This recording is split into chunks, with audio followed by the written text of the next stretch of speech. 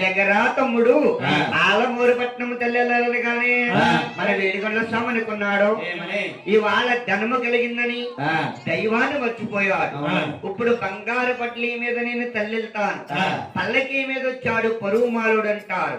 ధనం ఎంత, ఈ మానవుడు జీవితం ఎంత, నాకు ఇద్దే కావాలని అన్నగారితో చెప్పలేక మన వేడుకల్లో స్వామి ఆ తిరకాల మన స్వామి పోయేడా స్వామి పారిపోయేడా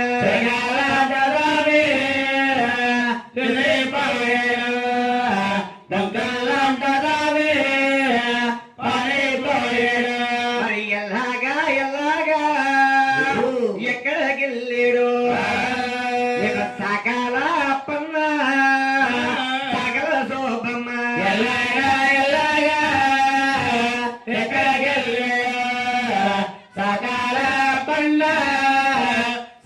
శోభమ్మ ఎడమూట పెడమూట లేసుకున్నారు తోలాట బలాట ఉచ్చుతున్నారు పెడమూట పెడమూట లేసుకున్నారు తోలాట బలాట వచ్చుతున్నారు. సాకలప్పన్న సాకల సుబ్బమ్మ మన వేడుకల్లో స్వామి కళ్యాణానికి దిగువా తిరుపతిలోకి వస్తా ఉన్నారు.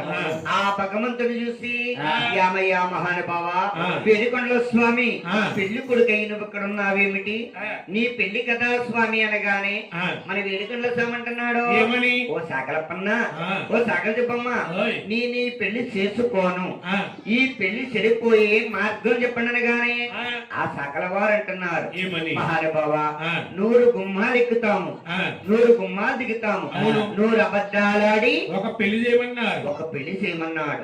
నీ పెళ్లి కనుక చెడిపోతే మాకొచ్చే సకల కట్నాలు పోతాయండి అన్నారు.